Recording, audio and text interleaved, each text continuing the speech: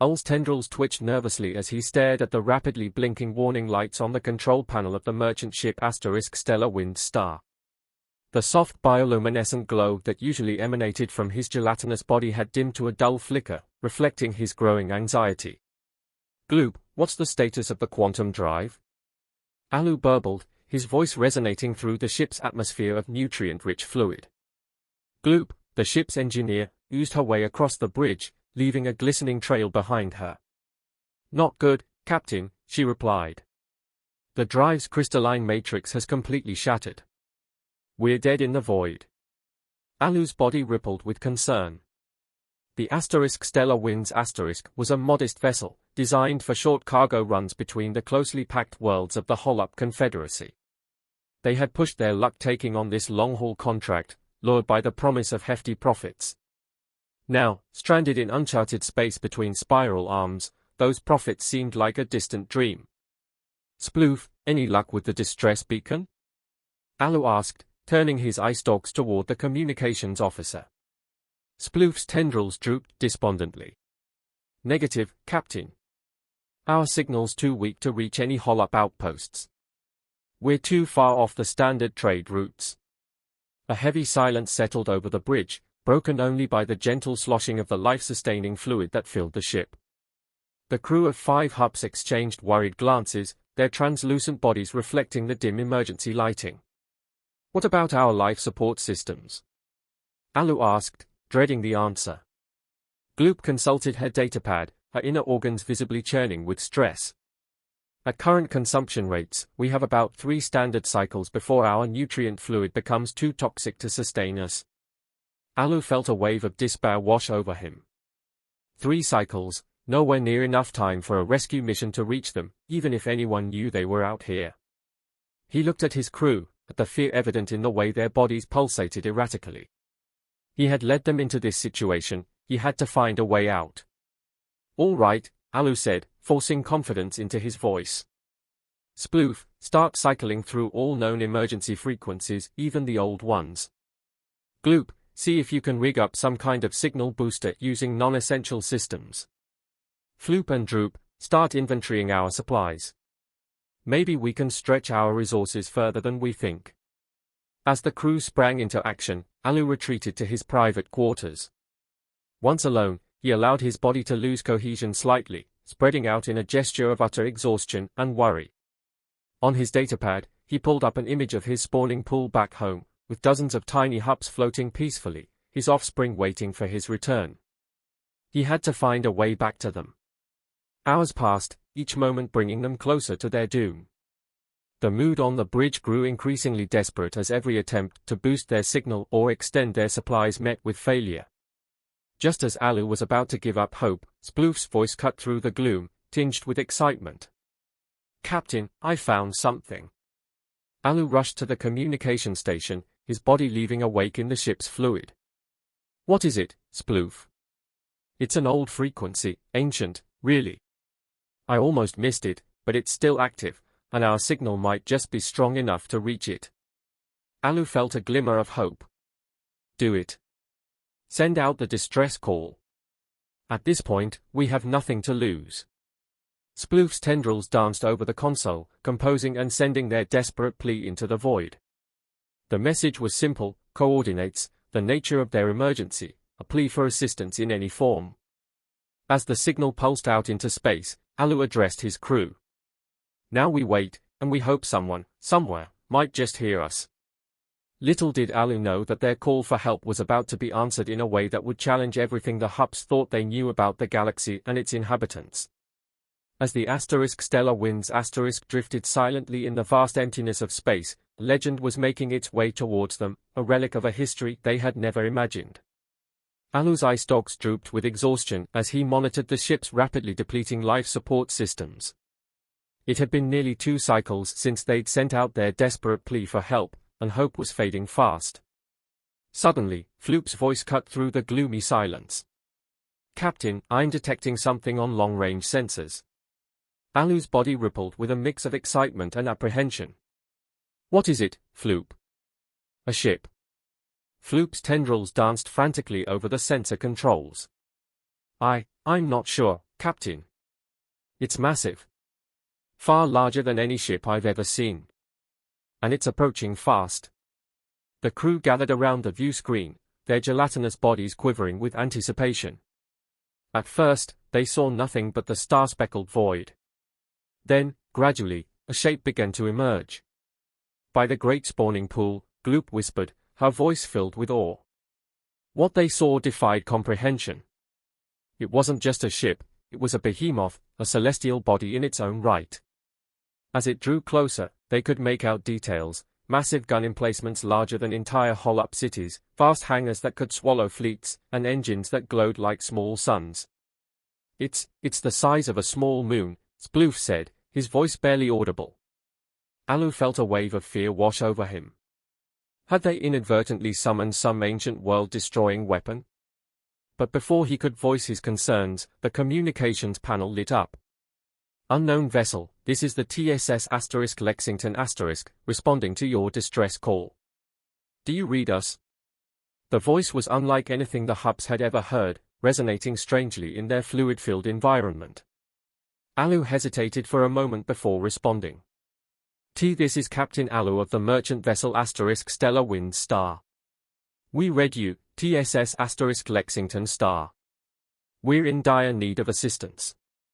There was a pause, then the voice returned, somehow both authoritative and friendly. Understood, Captain Alu. Prepare for emergency teleportation. We're bringing you and your crew aboard. Before the Hubs could react, they felt a strange tingling sensation. In a flash of light, they found themselves no longer on their familiar bridge, but in a vast cavernous space filled with strange bipedal creatures. Alu's body instinctively contracted into a defensive ball, his tendrils pulling close around him. His crew did the same, their bioluminescence flaring in distress. One of the bipeds stepped forward, encased in what appeared to be a flexible transparent suit. It spoke, its voice now unfiltered by communication systems. Welcome aboard the Lexington Captain Alu. I'm Dr. Emily Sanders, xenobiologist. We've prepared a suitable environment for you and your crew. Please follow me. Still in shock, Alu and his crew followed the strange being. As they moved through the ship, they couldn't help but gape at their surroundings. Corridors stretched for kilometers, filled with more of the bipedal creatures going about their business. Some wore uniforms, others were dressed in a bewildering array of colorful garments. They passed what looked like park areas, complete with trees and flowing water. They saw vast chambers filled with flying machines of all shapes and sizes. At one point, they even passed a window that seemed to look out onto an ocean. What is this place? Droop finally managed to ask. Dr. Sanders smiled, the expression strange on her alien face. This is the Terran spaceship Lexington one of the largest vessels ever constructed by humanity. She's seen a lot of history, this old girl. As they entered a large fluid-filled chamber, clearly prepared for their arrival, Alu finally found his voice again. You're not a military vessel, he asked, remembering the massive weapons he'd seen. Dr. Sanders' smile widened. Oh no, not anymore. The Lexington is a museum ship now. You've been rescued by a tour group, actually. Quite the exciting addition to their trip, I'd say. As the Hub settled into the familiar comfort of the nutrient-rich fluid, they exchanged bewildered looks. A museum? A tour group? What kind of species turn planet-destroying superweapons into tourist attractions? Alu realized that their rescue was just the beginning of what promised to be a very strange and enlightening experience. As Dr. Sanders began explaining the accommodations they had prepared, Alu couldn't help but wonder what other surprises these humans had in store for them. Alu and his crew floated in the nutrient-rich fluid of their new accommodations, their bodies slowly relaxing from their earlier stress-induced contraction. Dr. Sanders stood on a platform at the edge of the tank, smiling at them through her transparent suit. How are you feeling? She asked, her voice coming through a translator that made her words ripple through the fluid in a way the Hubs could understand. We are recovering, Alu replied, his tendrils waving gently. Thank you for your assistance. But I must ask, what is a museum ship? Dr. Sanders' eyes lit up with enthusiasm. A museum ship is a vessel that's been preserved to educate people about history. The Lexington is one of the most famous examples. She fought in numerous battles and helped shape the course of human history. Now, instead of being scrapped, she's been converted into a floating museum, traveling the galaxy to share humanity's past with others. Alu's eye stalks tilted in curiosity.